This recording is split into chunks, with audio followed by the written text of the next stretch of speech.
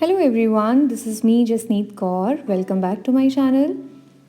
If you are new to my channel, then do support by subscribing and liking my videos.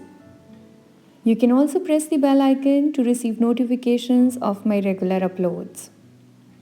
As you know, in the last video, we have completed this chapter of class 12, which was Management of Support Services, Institutions and Programs for Children, Youth and Elderly.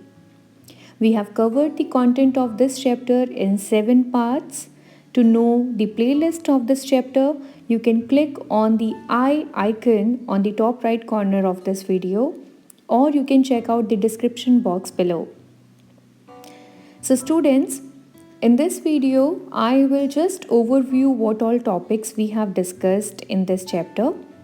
Video related to important questions I will upload separate video, so make sure you stick around.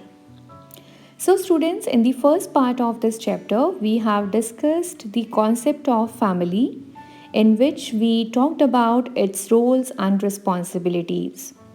At the same time, we have also talked about the needs of the family, in which we emphasized that along with food, shelter and clothing, a family also needs good place for formal education, basic health care facilities, a place where members of family can enjoy their moment or spend quality time.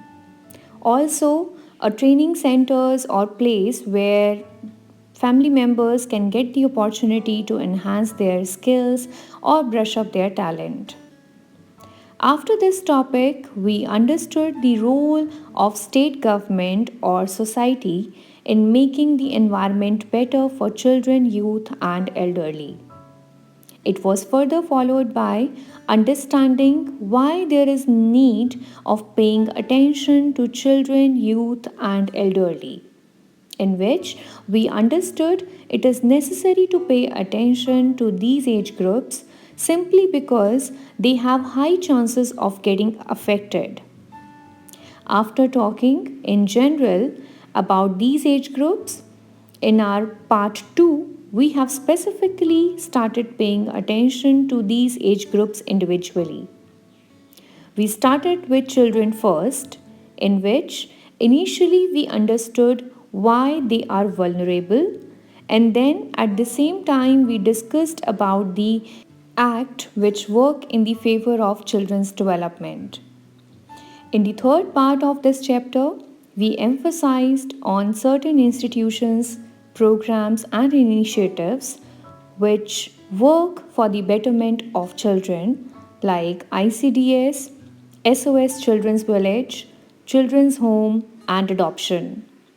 To know more about each one of these in detail, don't forget to check out the third part, and link is already mentioned in the description box below. After covering this topic in detail, we moved ahead to the next stage, which is youth. So, we understood why youth are vulnerable, in which we have covered all these reasons in detail. Then we talked about specifically which age group of youth have high chances of getting affected, as well as different needs of the youth. In the next and fifth part of this chapter, we have talked about different youth programs in India, in which in detail we have talked about the National Service Scheme, the National Service Volunteer Scheme, promotion of adventure, promotion of national integration, Commonwealth Youth Program, and at last, Scouts and Guides.